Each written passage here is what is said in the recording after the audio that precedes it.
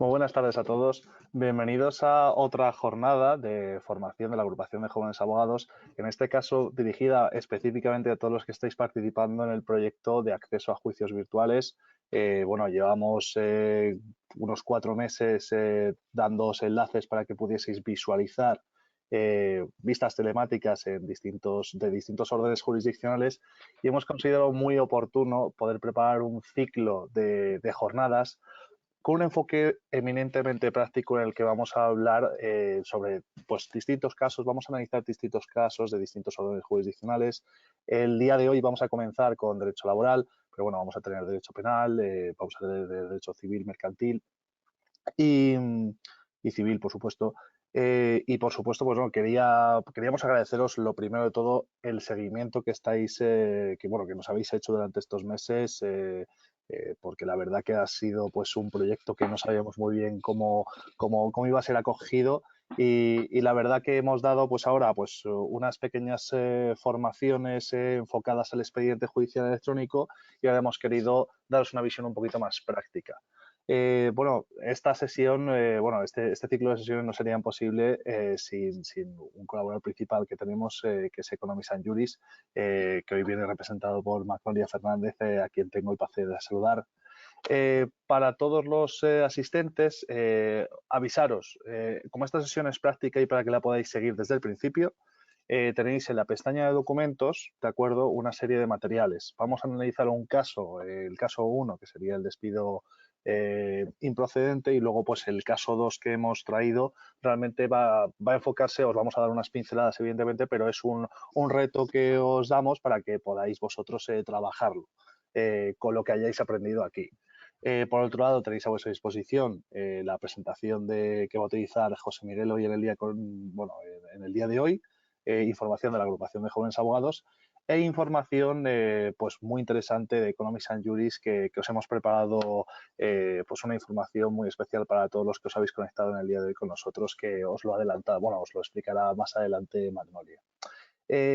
También queremos que esta sesión sea lo más práctica posible, lo más participativa, así que tenéis a vuestra disposición en el pequeño cuadrito que tenéis de preguntas, que podéis hacernos llegar las preguntas que consideréis y nosotros las formularemos a lo largo de la sesión de hoy.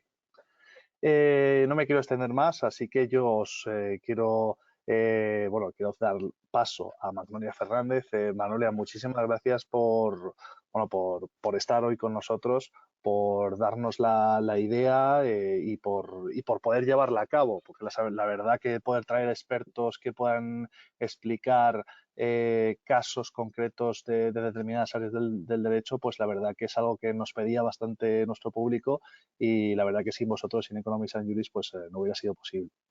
Así Bueno, que... pues nada, Alberto, lo primero, muchísimas gracias en nombre de Economist Juris Group, a ti, pues a toda la corporación que representas, a la institución, el ICAM y a los jóvenes abogados por permitirnos participar en vuestras jornadas formativas que son de tan solemne acogida, porque es todo el mundo en el Colegio de Abogados de Madrid conoce la magnífica actividad que estáis desarrollando y llevando a cabo y participar con ello y con nuestro granito de arena, pues la verdad nos llena de orgullo y satisfacción.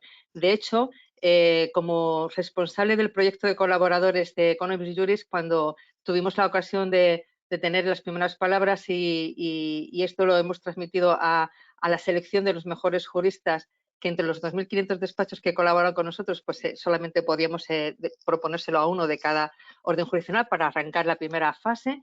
La acogida fue fabulosa y bueno, pues la primera ponencia precisamente es de la acogida más inmediata que fue la del ponente que voy a presentar a continuación, después de unas pequeñas palabras, que es José Miguel Moragues, que por cierto es vicedecano del Colegio de Abogados de Lleida, y que bueno, pues ahí está el nivel de los colaboradores que son seleccionados para formar parte de una élite de 2.500 despachos que colaboran con la mejor selección de los mejores casos para la mejor formación de la abogacía, porque no olvidemos que el proyecto que da contenidos a la revista y a las bases de datos es para la formación de la abogacía. No damos los documentos en abierto, los colaboradores que aportan sus casos no lo hacen con un fin, digamos, publicitario, les damos el reconocimiento de su autoría, por supuesto no puede ser de otra manera, pero esos conocimientos quedan solo en los fondos editoriales, en las bases de datos para su acceso a través de los colegios de abogados, como vosotros, que sois clientes, y otros tantos colegios, o para la formación en los jóvenes que están en las universidades, ¿vale? Y de hecho, una expresión muy visual de este proyecto de colaboradores es participar en estas webinars, que también hacemos otras cosas además de las bases de datos. Dicho esto, y no me quiero extender mucho más, voy a hablar solamente una cosita del proyecto y ya enseguida voy a presentar a José Miguel Moragues, que es el ponente por el que estamos convocados esta tarde para la primera formación en materia de derecho laboral. A ver, decir que por participar en esta ponencia, los que asistís como, bueno, pues en directo, pero también en diferido, quienes no os podáis haber incorporado en directo y lo veáis en el canal de YouTube más adelante, en cualquier momento, os vamos a facilitar una landing que voy a compartir con vosotros para que podáis tener acceso a la herramienta que os dará la mayor formación, que es la de 15.000 casos reales. Voy a compartir, supongo que estáis viendo la pantalla que estoy compartiendo, a través de esta landing. ¿Sí? Se está viendo. Bueno, pues a través de esta landing que viene aquí abajo, que ahora la abriré, vais a poder acceder, todos los que lo soliciten, a través de este formulario landing de recogida de vuestros datos, sin compromiso. Vais a acceder a 15.000 casos reales, y cuando digo 15.000 son casos reales obtenidos de una selección de 2.500 despachos que comparten sus mejores casos, con toda la documentación original. Bien, lo vais a poder tener en una versión premium, los 15.000 casos sin selección, van todos. Son casos acabados, recientes, de interés relevante y muchos de ellos de éxito. Y además, por rellenar esta solicitud y tener acceso durante 15 días, quien lo solicite, además de recibir el acceso, va a poder también, si lo desea, contratar el servicio de tener acceso a esta base de datos con el máximo descuento que es especial para vosotros, para los jóvenes abogados del futuro, que es el 20% de descuento. Es inclusive más de lo que damos habitualmente a los colaboradores habituales. Bien, y ahora sin más, comentar que, a ver, voy a presentar uno de los participantes de nuestras bases de datos, de nuestros colaboradores habituales, uno de los 2.500 despachos, y a la cabeza del mismo está José Miguel Moragues, que nos acompaña esta tarde. Él es especialista en Derecho Laboral y de la Seguridad Social, también es profesor del Máster de Acceso a la Abogacía de la Universidad de Lleida, es, como he dicho antes, vicedecano del Colegio de Abogados de Lleida, y para nosotros es un orgullo que además de todo esto tenga tiempo y pueda participar con nosotros como colaborador en este proyecto, compartiendo la mejor selección de sus mejores casos. Y de esta manera, bueno, pues uno de los casos que él ha compartido con nosotros, pues nos lo quiere en esta reunión, en esta presentación, nos lo va a poder contar. Entonces, si tenéis a bien, pues ya, José Miguel, tienes la palabra para poder empezar la formación. Muchas gracias, Magnolia. Muchas gracias, Alberto. Gracias a la agrupación de jóvenes abogados de Madrid por la posibilidad de intervenir en esta jornada de casos reales. Y asimismo agradecer a Magnolia, agradecer al proyecto de colaboradores de Economics and Juris la confianza en poder compartir con todos vosotros uno de los miles de los casos reales que ha comentado Magnolia y que entiendo que son de mucha utilidad, puesto que cuando se nos plantea un problema por parte de un cliente, en muchas ocasiones este problema también ha sido planteado en otro compañero, en otro despacho y por parte de otro abogado que lo ha llevado y que compartiendo su experiencia nos puede servir para obtener las claves o los puntos relevantes que nos pueden dar luz a la hora de defender nuestros intereses. Y especialmente quiero agradeceros a todos vosotros, a todas las personas que estáis conectados, vuestra participación en esta jornada y vuestro interés en poder compartir con vosotros este caso y, como ha comentado Alberto, quedo a vuestra disposición para cualquier aclaración, para cualquier duda que tengáis. Haré la presentación y al finalizar la misma quedo a vuestra entera disposición para que me podáis plantear y que podáis resolver, bueno, podéis intervenir y poderos intentar resolver en la medida de lo posible todas las dudas que se os generen. Pues bien, sin más preámbulos, voy a compartir pantalla del pequeño PowerPoint que he preparado para la sesión. Bien, como dice el título, el objeto es la ineptitud sobrevenida como causa de extinción por causas objetivas y los claros y oscuros sobre la procedencia o improcedencia de la extinción. Debería empezar diciendo que quizás de las causas que se contemplan en un despido por causas objetivas, de entrada, podría considerarse que no es una causa que debiera dar lugar a mucha conflictividad, pero como veréis, sí que es así, da mucha conflictividad y es muy importante defender bien o saber cuáles son los puntos claves para determinar que pueda existir la procedencia o la improcedencia de esta causa de extinción. La regulación legal es muy sencilla, está prevista en el artículo 52 del texto refundido de la Ley del Estatuto de los Trabajadores. Dice muy claramente el apartado A que el contrato podrá extinguirse por ineptitud del trabajador conocida o sobrevenida con posterioridad es muy relevante, a su colocación efectiva en la empresa. La ineptitud existente con anterioridad al cumplimiento de un periodo de prueba no podrá alegarse con posterioridad a dicho incumplimiento. Es decir, esta ineptitud debe ser, como así se manifiesta, conocida o sobrevenida con posterioridad a su colocación efectiva en la empresa. De ahí que sea la ineptitud sobrevenida. Este tipo de despido, de acuerdo con el artículo 53 del mismo cuerpo legal del Estatuto de los Trabajadores, otorga al trabajador el derecho a una indemnización de 20 días por año trabajado, con un máximo de 12 mensualidades, y asimismo se prevé un preaviso de 15 días o, en caso de no concederse, la compensación económica sustitutoria. Basta decir que, como conocéis, de cualquier extinción por causas objetivas, la falta de puesta a disposición de la indemnización daría lugar por sí mismo a la declaración de improcedencia del despido, de la extinción, y en cambio la no concesión del preaviso daría lugar a su compensación económica, pero en ningún caso a la declaración de improcedencia del despido. Pues bien, para valorar la existencia de esta ineptitud sobrevenida es fundamental tener en consideración diferentes factores. El primero es la categoría profesional del trabajador. Es muy importante porque, como veremos seguidamente, y es una de las claves del caso analizado, debe determinarse cuál es la categoría profesional del trabajador.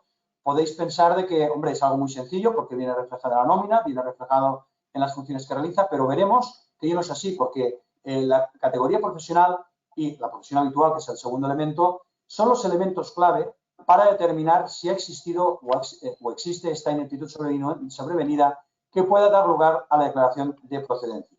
Asimismo, deberá tenerse en cuenta si ha existido una solicitud de adaptación del puesto de trabajo, puesto que muchas veces no es tan fácil de que se pueda declarar directamente una falta de aptitud, como veremos, sino que en muchas ocasiones puede existir una aptitud con restricciones. Entonces, habrá que ver qué ha hecho la empresa ante esa situación de previa declaración de aptitud con restricciones. Y finalmente, las medidas adoptadas por la empresa para adaptar el lugar de trabajo o reubicar al trabajador. Pues bien, ¿cuáles son estos supuestos de ineptitud? Esta ineptitud puede ser una ineptitud tanto física como psíquica. Lo relevante es que impida al trabajador desarrollar la actividad para la que fue contratado. Cuidado, muy importante, no debemos confundirlo con una incapacidad permanente, porque como ya conocéis, la existencia de una incapacidad permanente da carácter automático a la extinción, a la posibilidad de extinción de la relación laboral. No a una ineptitud sobrevenida, sino que una declaración de incapacidad permanente total o absoluta. La total es aquella que impide la realización de la actividad laboral propia y la absoluta es la que impide cualquier actividad laboral, da derecho a la empresa a extinguir la relación laboral sin indemnización. No es este el supuesto que estamos hablando, no es este el supuesto que nos ocupa, sino que el supuesto que nos ocupa es el de ineptitud sobrevenida, no la declaración de incapacidad permanente. Insisto, es que es muy relevante porque la declaración de incapacidad permanente no da derecho a indemnización, y, en cambio, la declaración de ineptitud sobrevenida sí que da derecho a indemnización. Y muchas veces la línea que separa ambos conceptos no es tan clara, sino que es bastante difusa, puesto que puede perfectamente ocurrir que se declare por parte del INSS el no haber lugar a una prestación de incapacidad permanente, pero que, por contra, cuando se realiza por parte de los servicios de vigilancia de la salud la correspondiente revisión médica, se declara que el trabajador es no apto y sería esta falta de aptitud sobrevenida la que da lugar a la extinción por causas objetivas, por el artículo 52A, daría lugar a la extinción de la relación laboral por causa objetiva. El segundo es que esta ineptitud se produzca por la pérdida de los requisitos profesionales, es decir, que el trabajador deja de cumplir los requisitos necesarios para desarrollar su actividad. Aquí tenéis varios ejemplos. Una modificación legislativa con cambios en los requisitos más exigentes para el desarrollo de una actividad. Por ejemplo, se cambia una titulación exigida para el desarrollo de una actividad y eso da lugar a que se deje de tener la capacidad necesaria para poder desempeñar ese puesto de trabajo, sería un caso. Pérdida de requisitos administrativos, por ejemplo, la pérdida del carnet de conducir. Aquí tenéis un supuesto del Tribunal Superior de Justicia de Madrid, de 23 de abril de 2018, que así lo regula.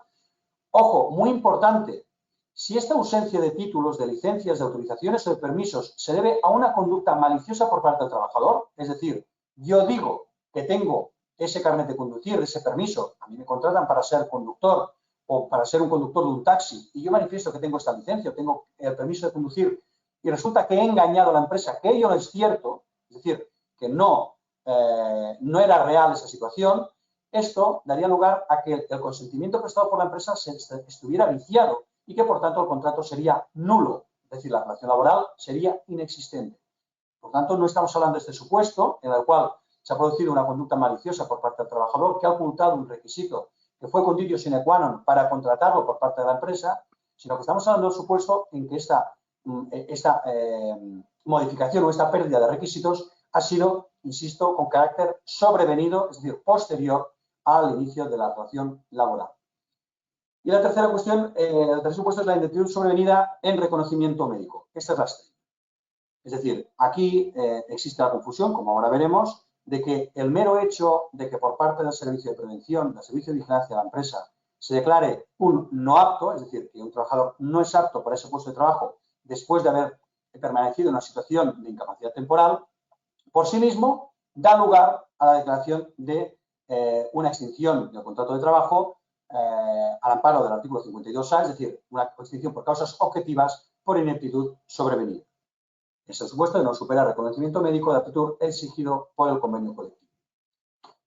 Pues bien, entremos en lo que es lo más importante, que es este informe de inaptitud del servicio de prevención. Este informe no constituye por sí solo, insisto, por sí solo un método de prueba suficiente para acreditar la causa del despido.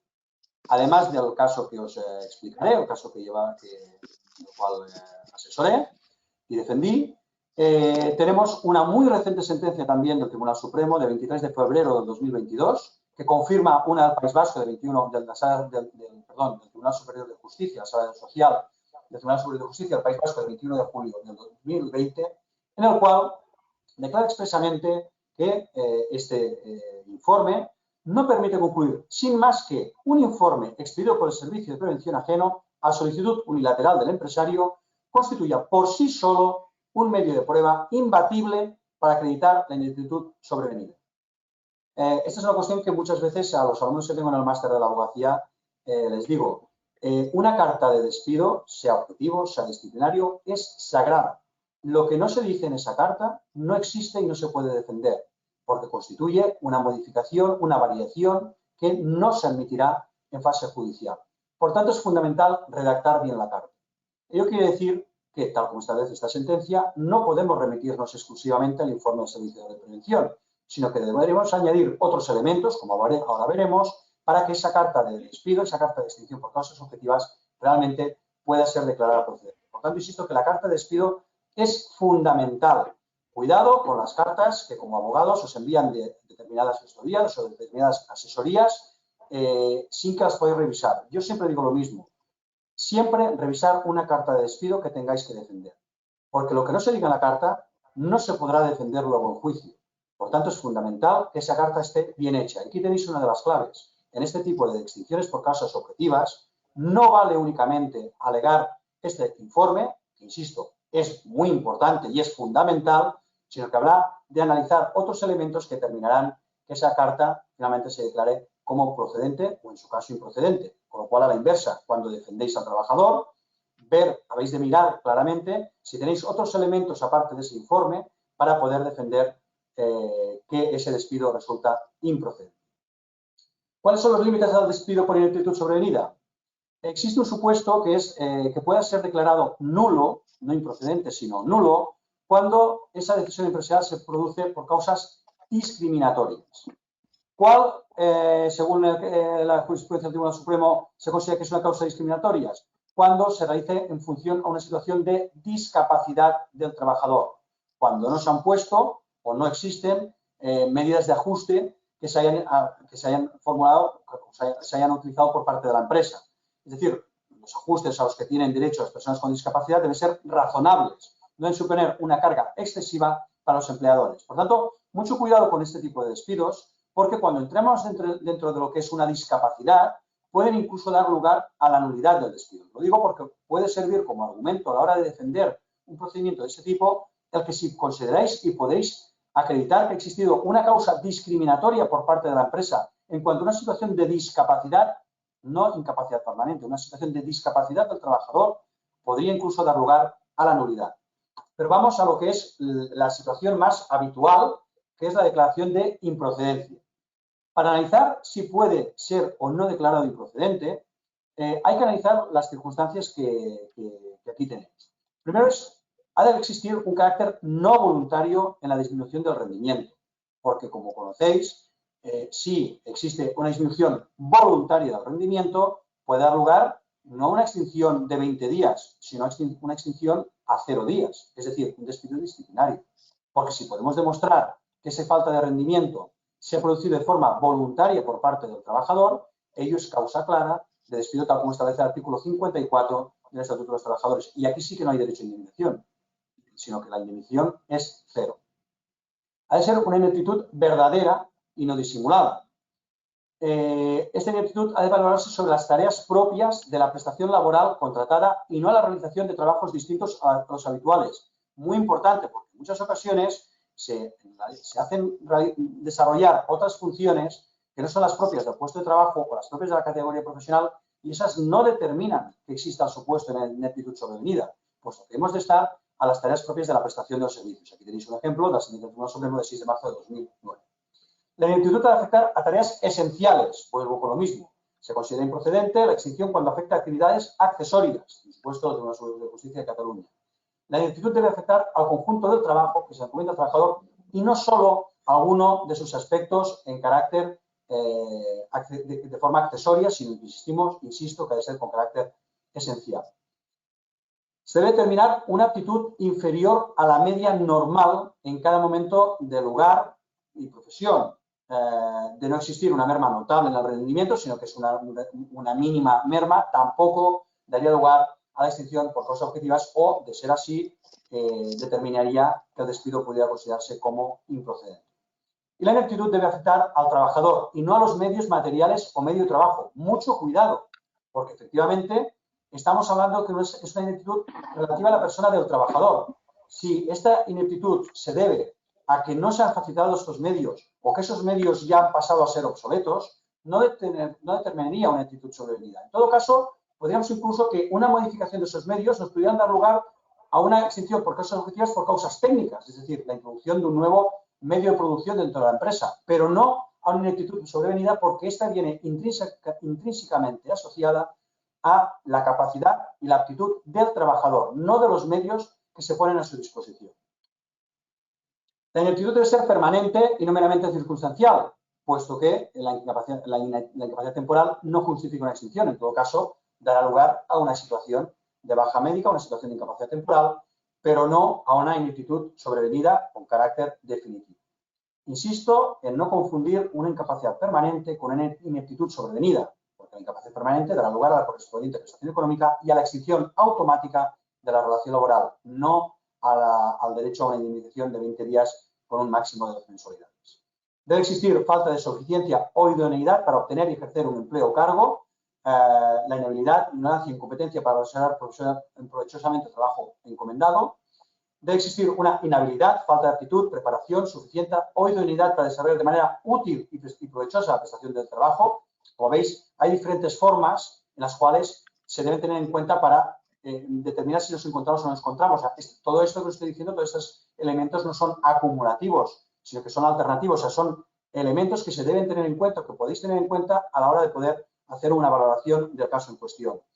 Debe producirse una inhabilidad o carencia de facultades profesionales que tienen su origen en la persona del trabajador, insisto, bien por falta de preparación o de actualización de sus conocimientos, bien por deterioro o pérdida de sus recursos de trabajo, rapidez, percepción, destreza, capacidad de concentración, etc. Todos estos elementos deben tenerse en cuenta a la hora de valorar la ineptitud sobrevenida.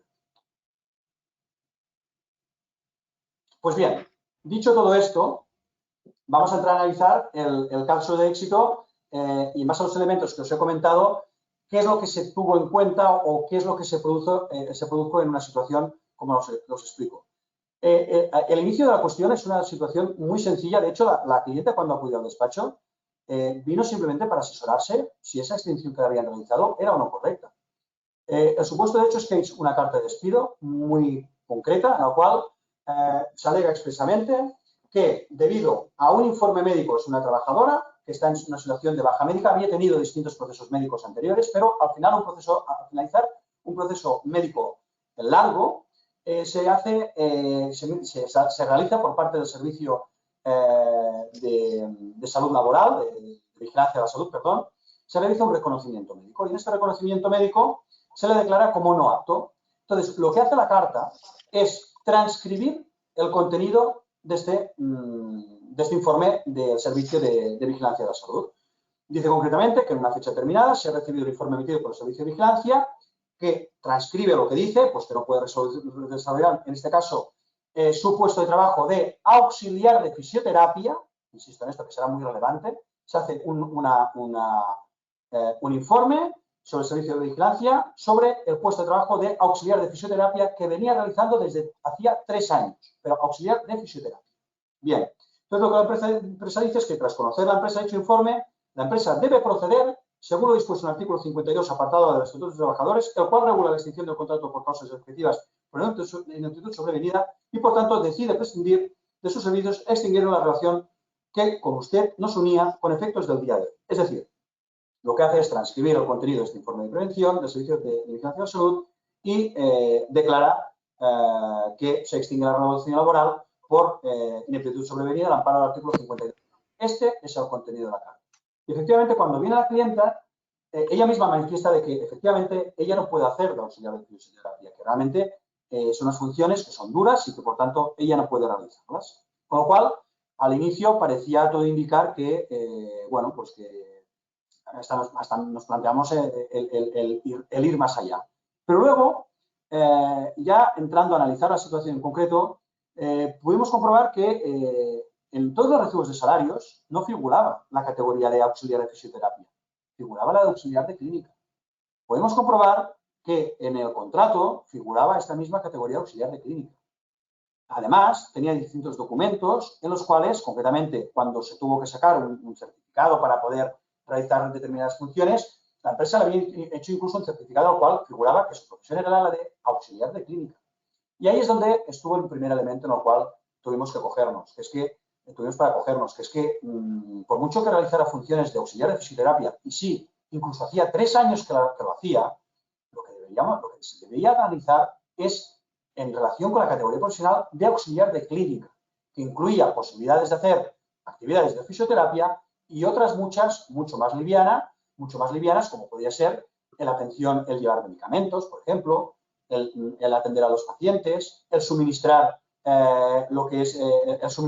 estos medicamentos, cuestiones que no requerían la realización de esfuerzos físicos, que por lo contrario sí que requerían las actividades propias de auxiliar de fisioterapia, que eran movimientos mucho más gravosos, que era pues, ayudar a los pacientes a levantarse, a moverse, y que la trabajadora en cuestión, que realmente tenía afectaciones, sobre todo a nivel de la columna, graves, pues realmente lo podía realizar. Pero claro, no podía realizar eso, pero sí que podía suministrar medicamentos, sí que podía llevar la comida a los pacientes, sí que podía dar de comer a los pacientes. Con lo cual, ahí estaba la primera disyuntiva. Es más, con motivo de anteriores procesos de baja médica, se había realizado otras valoraciones por parte de los servicios de prevención y el servicio de vigilancia de la salud. Y se había considerado inicialmente como apta, ¿vale? Pero con restricciones. Es más, a raíz de esta primera declaración de apta con restricciones, la trabajadora presentó escritos solicitando la reubicación laboral para evitar riesgos para su salud y la de sus pacientes. Y la única medida que adoptó la empresa es que le comunicó por escrito que se abstuviera de realizar tareas de riesgo. Pero vamos a ver, precisamente sus funciones como auxiliar de fisioterapia ya por sí mismas determinaban que tuviera que realizar esas funciones que resultaban especialmente gravosas. Después de que se solicitó, se pidió la reubicación y la actuación de la empresa fue únicamente comunicar que se abstuviera de realizar estas tareas, la trabajadora volvió a iniciar otro proceso de baja médica y es ahora sí, tras esta reincorporación, cuando se produce el reconocimiento médico del Servicio de Vigilancia de la Salud y que la declara no apta, insisto, para la profesión de auxiliar asistencial de fisioterapia. Y es cuando hay esta calificación de no apta cuando se produce la extinción. Por tanto, lo que en principio parecía una cuestión muy clara, que existe un informe de no apto y la empresa declara una extinción por causas objetivas por ineptitud sobrevenida, al analizar todas esas cuestiones, insisto, fundamentalmente la profesión de la trabajadora, la categoría profesional, número 1, y número 2, las actuaciones realizadas tanto por parte de la empresa como por parte de la trabajadora con motivo de anteriores procesos médicos, determinó que finalmente el juzgado determinara que la categoría profesional del trabajador era la de auxiliar de clínica, había solicitado en varias ocasiones la reubicación en otro puesto de trabajo diferente al de ayudante de fisioterapia debido a sus problemas de salud, por los cuales fue calificada en varias ocasiones como apta con restricciones. Ante dicha petición, la empresa se limitó inicialmente, mientras la doctora fue calificada como apta con restricciones, a recomendarle que se abstuviera a realizar los movimientos desaconsejados por el servicio de prevención, pero resulta acreditado que finalmente le ofreció de manera verbal, es más, aquí hubo una otra cuestión, que se le intentó reubicar, pero en otros puestos de trabajo distintos. En este caso fue como recepcionista, pero la trabajadora rechazó porque suponía un cambio de horario que no tenía por qué aceptar. Ahora bien, tras ser calificada la doctora como no apta para el puesto de trabajo, la decisión inmediata de la empresa fue la de extinguir el contrato de por ineptitud sobrevenida tan solo 5 días después y sin más actuación en orden a su reubicación. Resulta acreditado que la empresa tenía posibilidades de reubicar a la actora en otros puestos de trabajo y, sin embargo, no resulta acreditado que tras dicha calificación de la actora como no apta, la empresa estudiara y volviera a ofrecer la reubicación, cuanto menos en otro puesto de auxiliar de clínica. Por ello, se declaró el despido como improcedente. Es decir, volvemos al principio. Pongamos de que en esta carta de extinción por causas objetivas realmente se hubiera analizado el puesto de trabajo de auxiliar de clínica. Pongamos de que en esta carta de extinción se hubieran puesto de relieve que no resultaba posible la reubicación, que es lo mismo que dice la sentencia del Tribunal Supremo, a la que antes he hecho referencia, de febrero de 2022, que no resultaba posible reubicarla en otro puesto de trabajo, que no resultaba posible porque no existían puestos o porque no tenía esas posibilidades a nivel de capacidad laboral, por cualquier otro motivo. Pero si todo esto se dice en la carta de despido, en la carta de extinción por causas objetivas, lógicamente la defensa por parte del trabajador resulta mucho más complicada. Pero si lo único que se limita a la empresa es a remitirse al informe de aptitud y son muchísimas las ocasiones en que cartas de despido por causas objetivas de este tipo son como la que es objeto de este caso, hay que analizar todas estas circunstancias y todos estos elementos para poder comprobar si realmente nos encontramos o no ante esta situación. Por lo tanto, es fundamental analizar primero la carta de extinción y segundo, toda esta serie de elementos que aquí tenéis y que pueden dar claves para poder determinar y poderos dar ayuda en caso que os encontréis ante este tipo de situaciones para poderlo analizar. Bien, hasta aquí lo que sería el caso al que hacía referencia, era el objeto de mi exposición. Como ha comentado Magnolia, tenéis a vuestra disposición también otro caso analizado. En ese supuesto, se trata de determinar si existe o no relación laboral. Me explico. En este otro supuesto se trata de un colaborador de un despacho de abogados, de un abogado que colabora con un bufete de abogados, en el cual un buen día el bufete le dice que gracias por los servicios prestados y que dice que no continúe más, o sea, que ya cese en el bufete. Y el trabajador demanda por despido improcedente. Obviamente, lo que hay que determinar es si existía o no relación laboral. ¿Por qué? Porque si existe relación laboral, evidentemente el despido es improcedente, porque como conocéis, el despido verbal por sí mismo es improcedente, porque el despido disciplinario, el despido ha de ser por escrito, nunca puede ser de forma verbal. Por tanto, directamente sería improcedente. Pero lo que hay que valorar también, hay que determinar, es si existe o no relación laboral, puesto que si no existía relación laboral y esta colaboración se incluye como una prestación de servicios, es decir, un trabajador autónomo y no un falso autónomo, sino un trabajador autónomo, entonces lo que determina es que no existe relación laboral y que, por tanto, no sea tan siquiera competente el orden de la jurisdicción social para analizar dicha cuestión, es decir, que se produce una cuestión de falta de competencia. Es decir, si estamos ante un falso autónomo, se tratará de una relación laboral encubierta y se declarará el despido como improcedente. Si la relación de colaboración era correcta y ajustada a derecho, se trataría de una prestación de servicios profesionales y, por tanto, no estaría sujeto al Estatuto de los Trabajadores y, como tal, no podría ser objeto de enjuiciamiento por parte de la jurisdicción social. Pues bien, hasta aquí la exposición. Espero que os haya podido ser útil y, Alberto, quedo a tu disposición para cualquier duda, para cualquier planteamiento que se haya podido producir o cualquier aclaración que intereséis sobre el particular.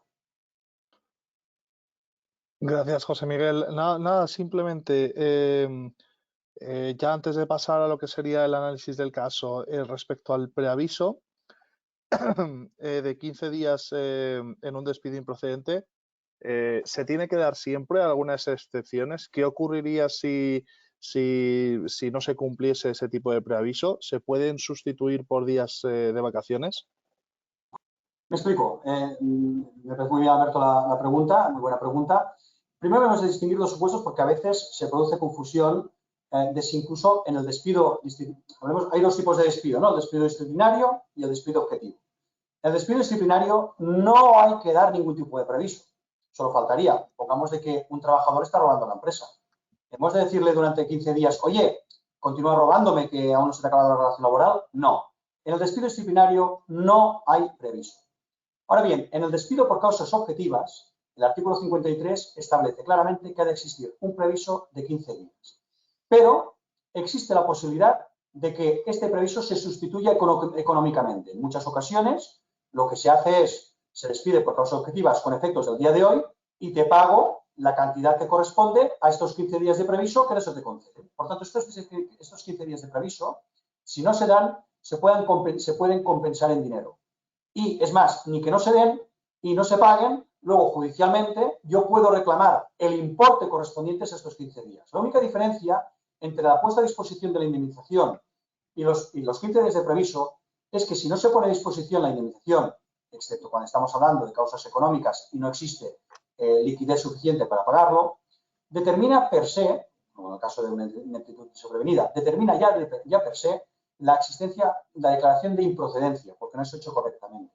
En cambio, la falta de concesión del preaviso, lo único que da derecho al trabajador es a percibir la compensación económica correspondiente a estos 15 días de preaviso que no se hayan concedido. Y finalmente hemos hablado de las vacaciones. Las vacaciones son vacaciones. Ya sé que en muchas ocasiones lo que se hace es, no te doy el preaviso y te los coges de vacaciones. Esto realmente no es así. Y si el trabajador impugna, le darán la razón. ¿Por qué? Porque las vacaciones no pueden imponerse unilateralmente por parte de la empresa sin la concesión de ningún preaviso previo. O sea, no te puedo decir, mañana te doy vacaciones, sino que el trabajador debe conocer con antelación cuándo puede disfrutar de su periodo vacacional y en convenio colectivo se fija los periodos en los cuales es el trabajador los periodos que puede elegir el trabajador y los que puede elegir la empresa, pero no se le puede imponer unilateralmente. Con lo cual, si lo que se hace por parte de la empresa es decir, no, esto es a cuenta de vacaciones, que sepáis que lo que se puede hacer es, junto con la demanda en la demanda de extinción por causa de despido improcedente, pedir además el pago de los 15 días por falta de previso, porque no son compensables con vacaciones bajo ningún concepto, a no ser otra cosa que sea aceptado por parte del trabajador, lo cual no recomiendo claramente. Vale, un momentito. Bueno, vale, nada, sí. Vamos a continuar un poquito de cara al análisis del caso. ¿Perdona? Que continuamos entonces con el análisis del caso, perdona. No, el análisis es el que he realizado, Alberto. O sea, el análisis es el que ya os he planteado. O sea, ¿Y respecto del segundo, perdona? No, respecto al segundo, es lo que os comentaba. O sea, el segundo no es el que yo he realizado, no es el que yo os he planteado, ¿vale? Sino que el segundo, por lo que he podido ver en la exposición, en el caso real que me ha sido facilitado, lo que se trata, como manifestaba, era el comprobar o el poder determinar si existía una relación laboral. Aquí lo que se deberá valorar y se deberá ver es si existen los requisitos de ajenidad, dependencia, horario, retribución. Es decir, lo que habrá que analizarse es, en el caso en concreto, si se trataba realmente de un autónomo de forma correcta, es decir, que era un trabajador autónomo y, por tanto, se trataba de una prestación de servicios profesionales, o bien se trataba de una relación laboral encubierta, es decir, lo que se llama un falso autónomo. Basta decir de que es una situación que es muy actual, es decir, que actualmente hay muchos supuestos en los cuales, tanto no ya judicialmente, sino por parte de la Inspección de Trabajo, en los cuales se está entrando a analizar si realmente se trata de un trabajador autónomo o de un trabajador o de un falso autónomo. Y aquí sí que es muy importante tener en cuenta los elementos que deben valorarse para poder determinar que ello sea así. Por ejemplo, si se cumple un horario. Por ejemplo, si los medios puestos a disposición son míos, o sea, son del trabajador autónomo o son de la empresa. Por ejemplo, si la retribución que se percibe es siempre fija o es variable. Por ejemplo, si estoy sujeto a un horario. Por ejemplo, si debo cumplir las órdenes por parte de un superior.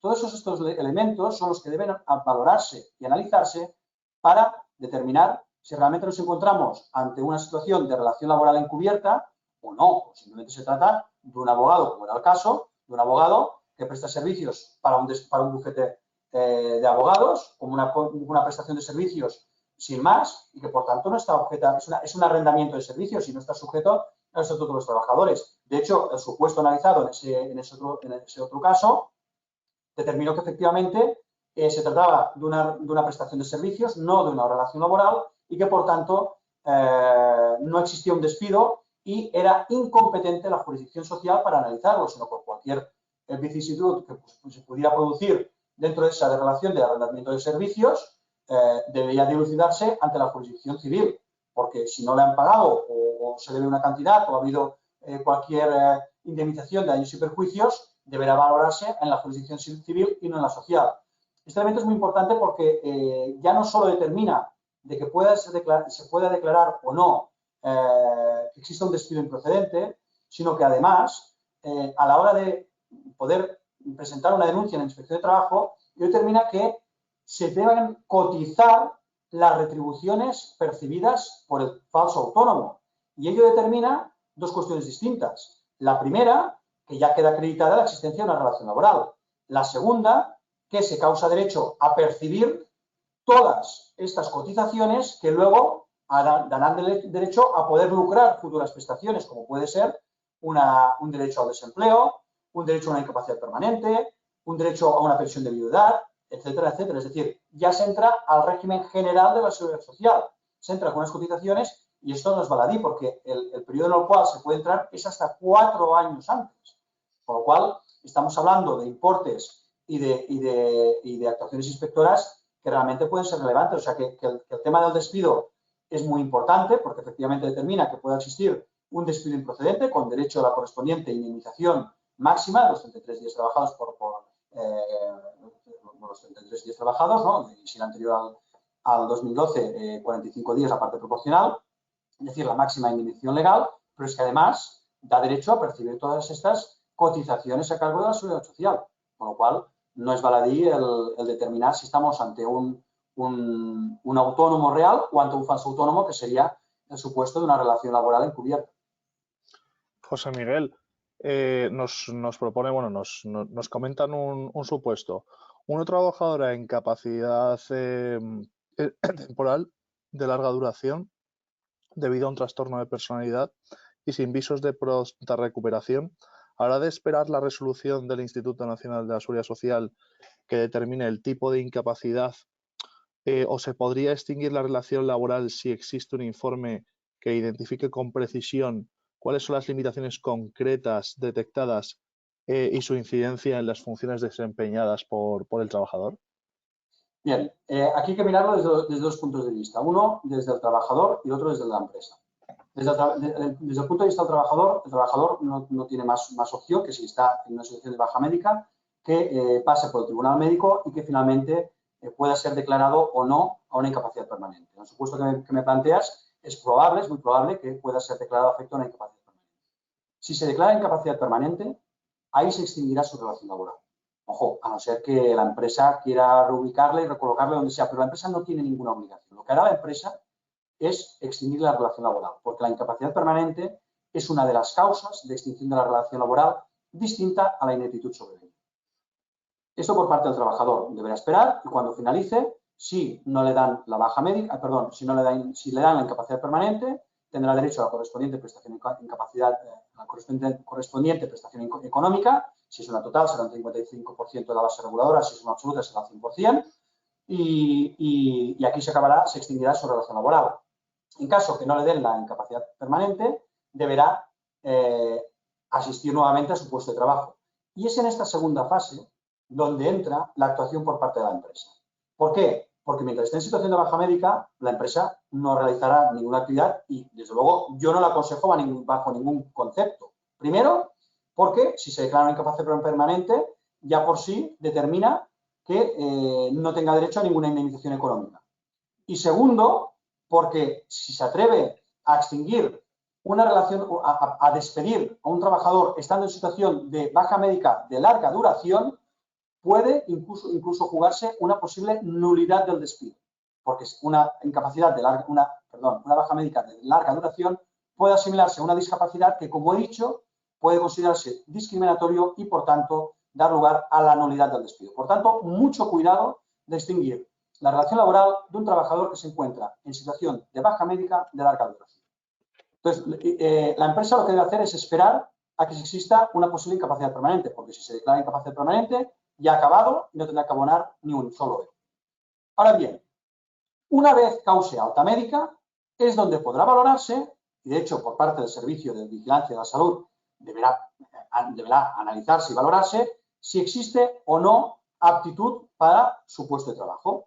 Si se declara por parte del Servicio de Vigilancia de la Salud que es apto con restricciones o apto sin más, deberá reincorporarse a su puesto de trabajo y si hay restricciones deberán realizarse por parte de la empresa, porque si no, como he dicho en el caso analizado, podría dar lugar a que si no se adoptan medidas, si posteriormente se declara como no apto, se deba tener en cuenta para poderlo declarar como improcedente. Y si se le declara como no apto, lo que debe hacer la empresa es, si quiere extinguir la relación laboral, deberá justificarlo no solo con ese informe, que evidentemente será muy importante, es decir, será conditio sine qua non, porque lógicamente, si el servicio de prevención lo declara como apto con restricciones, yo no me atrevería como empresario a extinguir la relación laboral, porque si declara como apto el propio Servicio de Vigilancia de la Salud, tiene muchos atisbos de que pueda ser declarado como improcedente, ¿vale? Pero si se declara como no apto, entonces es cuando habrá que valorar todas estas cuestiones que he entrado a analizar, es decir, qué medidas pueden realizarse, si existe un puesto de trabajo similar, o sea, hacer la carta de extinción bien hecha.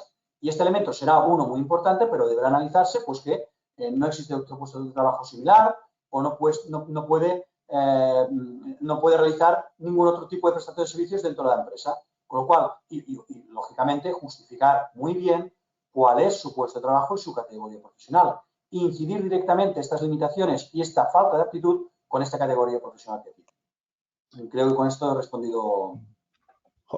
José Miguel, en relación con el caso analizado, ¿por qué no se considera que la indemnización por despido tiene el límite de 42 mensualidades si el contrato era anterior a la reforma?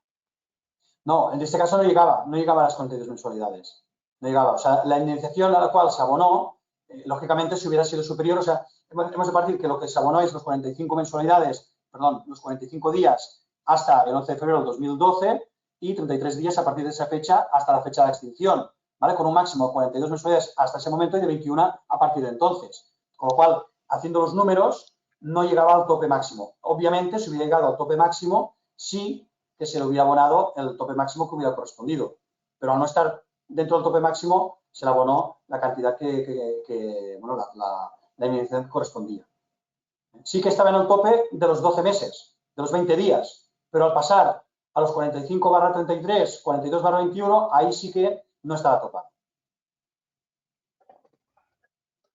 Y respecto a la incapacidad permanente, cuando esta es parcial, ¿es causa, ¿es causa o motivo de extinción de la relación laboral, al igual que la incapacidad permanente total? No, la incapacidad permanente parcial, a diferencia de la total, es la que permite continuar desarrollando tu profesión habitual con una disminución del rendimiento de un 33%. No, perdón, superior a un 33%, porque si inferior no. Bueno, luego está en cómo valoras cuál es este 33%, pero bueno, para eso están el INS y los tribunales médicos para analizarlo. Pero obviamente no, una incapacidad permanente parcial no da lugar a la extinción de la relación laboral. Una incapacidad permanente parcial lo que podría determinar, eso sí, es que pudiera justificar por parte del Servicio de Vigilancia de la Salud que pudiera existir un no apto. O sea, lo que sí que es compatible, digamos que es incompatible una total con un no apto. ¿Por qué? Porque es una causa de extinción distinta, ¿vale? Ahora bien, una parcial con un no apto es perfectamente compatible, es decir, se puede declarar la existencia de una incapacidad permanente parcial, pero luego por parte del Servicio de Vigilancia de la Salud determine que existe una ineptitud sobrevenida y ello sí que es compatible. ¿Por qué? Porque la relación laboral está en vigor. La incapacidad permanente parcial no determina la extinción de la relación laboral, sino que lo único que determina es que hay derecho a esta indemnización de 24 mensualidades de la base reguladora por esta merma de capacidad laboral que sufre, pero no extingue la relación laboral porque continúa la misma en vigor y, por tanto, podría aplicarse perfectamente la causa de extinción de ineptitud sobrevenida en el caso que se dieran los condicionantes que hemos estado analizando. Vale, respecto a la incapacidad permanente total, si se la conceden a alguien y a los 9 meses se la retiran, siendo el informe médico idéntico al original por el cual le concedieron la incapacidad permanente, ¿no puede recibir ayuda, alguna ayuda hasta que se celebre el juicio para impugnar dicho informe del INS en cuanto al apto? Ese es el gran problema que tenemos de... La justicia lenta no es justicia. Y este es uno de los motivos por los cuales esta afirmación tiene toda la lógica, ¿no? Efectivamente, cuando existe una revisión de incapacidad, lo primero que hay que valorar es el cuadro residual que se declaró en aquella primera incapacidad, la resolución del INS que declaró aquella incapacidad permanente, y el cuadro residual que ahora se ha declarado. Y obviamente, si en esta segunda ocasión el cuadro residual es el mismo, prácticamente el mismo, no daría lugar a esta revisión. Por lo tanto, lo que debe hacerse es impugnarse judicialmente. Primero, formulando la correspondiente reclamación previa a la vía jurisdiccional social y, posteriormente, contra esta resolución, que seguramente será desestimatoria de la reclamación previa, interponiendo la correspondiente demanda ante los juzgados de lo social. Ahora bien, efectivamente, el tiempo que durará esto será largo. Y durante este tiempo, efectivamente, habrá que analizar la situación particular de cada persona, depende de la edad que tenga, si tiene más de 55 años, etcétera, etcétera, para ver si puede tener derecho a alguna ayuda. Pero si no es así, no tendrá derecho a percibir ninguna prestación. Y, por tanto, mientras tanto, lo que deberá realizar es intentar buscar un nuevo trabajo, porque no existe una ayuda por el hecho que requiere una prestación de incapacidad permanente. Efectivamente, es un problema grave que existe, que también puede trampearse. Otra vía sería si realmente tiene una patología que pueda solicitar una incapacidad temporal. Eso sí que puede realizarlo, es decir, puede solicitar una baja médica, con lo cual le podría cubrir parte de este periodo. Pero claro, esto no deja de ser un parche, ¿no? Digámoslo así, porque realmente es una situación que se produce y que es muy desagradable, con lo cual, una baja médica, mirar si se puede tener derecho a alguna ayuda, pero el motivo de haber extinguido una prestación que permita durante esta tramitación del proceso judicial percibir algún tipo de ayuda, eso no es así. O sea, se tendrá derecho a la ayuda si se tienen los requisitos para tener esta ayuda, pero no por el simple hecho de que hayan retirado la pensión o la prestación y que se impugne contra esta resolución desestimatoria o revisora de la prestación inicialmente concedida. Nos comenta el compañero que lleva 1 año y 6 meses hasta la celebración del juicio por este asunto. A los hechos me he remito, ¿no?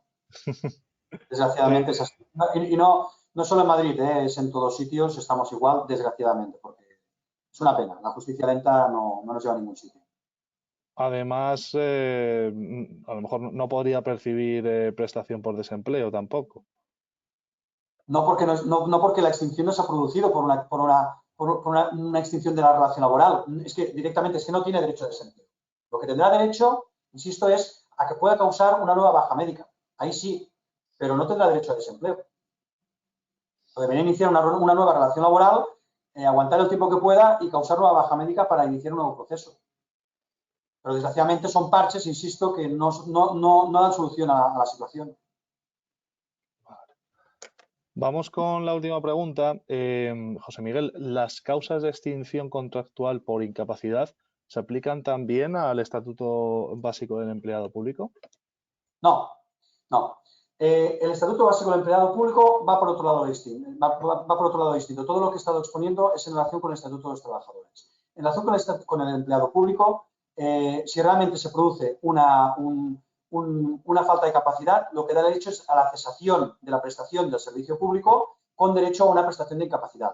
Pero no es el supuesto de prestación de sobrevenida. De hecho, no es uno de los supuestos contemplados como tal dentro del EBEP, dentro del Estatuto Básico del Empleado Público, que es el que regula este tipo de actuaciones, con lo cual no entraría dentro del mismo, dentro del supuesto del Estatuto de los Trabajadores. Otra cuestión distinta es que se trata de un personal laboral, dentro del personal laboral, que aquí sí que estaría sujeto, no como funcionario, sino como personal laboral.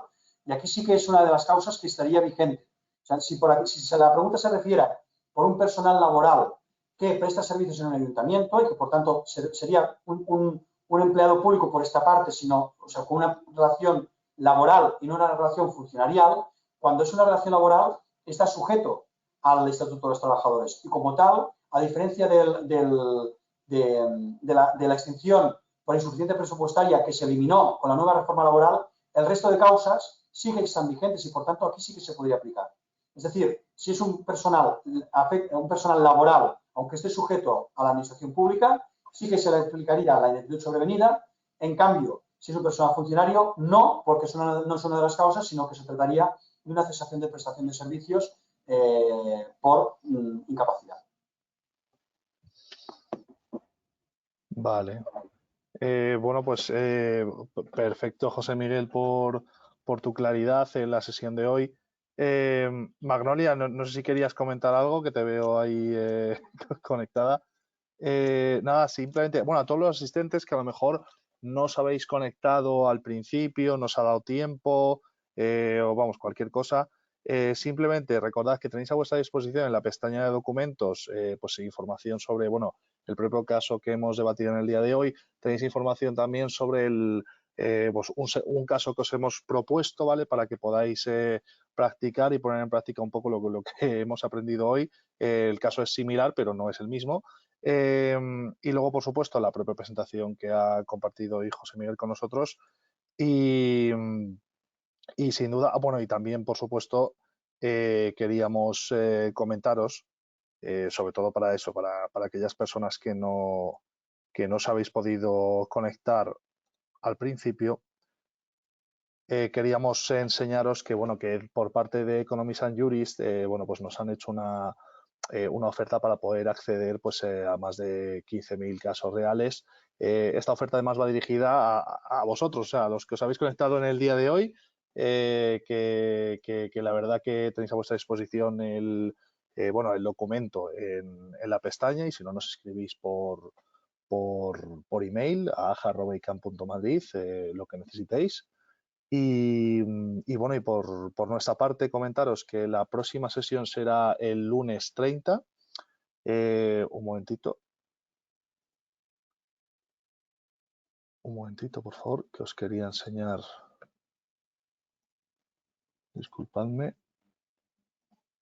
Sí, el lunes 30. Perfecto.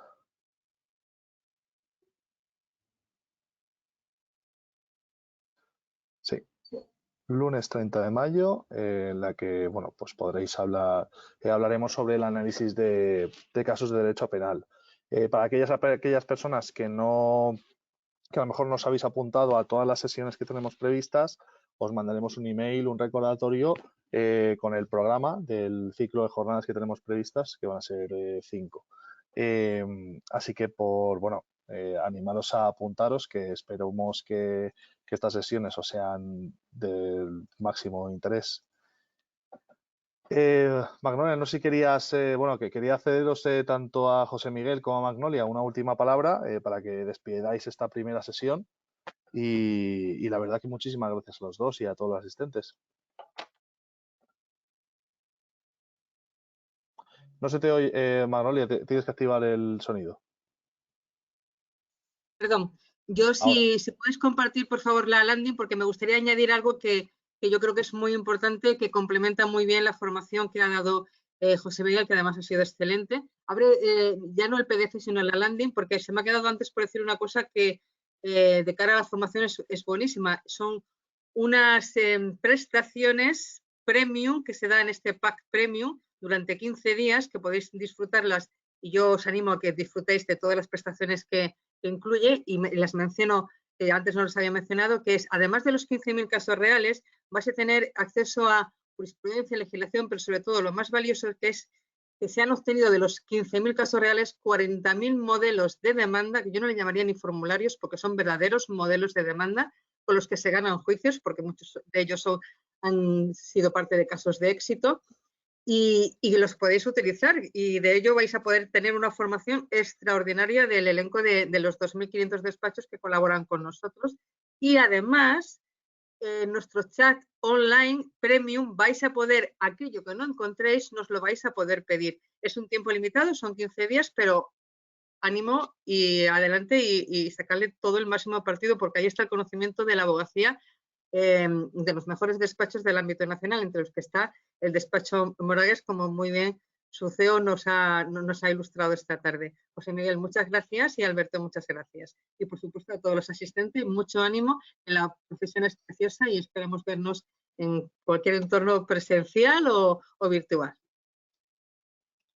Gracias, Magnolia. Simplemente reiterar el agradecimiento, Alberto, Magnolia, a la agrupación de jóvenes abogados de Madrid y a Economía Juris, y especialmente a todos los asistentes, porque por mucho que se hagan ese tipo de jornadas, los que realmente lo hacéis posible sois los asistentes, porque sin vosotros no tendría ningún sentido. Con lo cual, espero que eso haya podido ser de utilidad y bueno, simplemente quedo a vuestra disposición si hubiera cualquier otra cuestión a través de Alberto, a través de Magnolia, que a vuestra disposición para cualquier cuestión que intereséis. Muchísimas gracias y gracias por la atención. Gracias, compañeros. Muy buenas tardes a todos. Nos vemos en la siguiente. Que disfrutéis de la tarde. Chao. Adiós.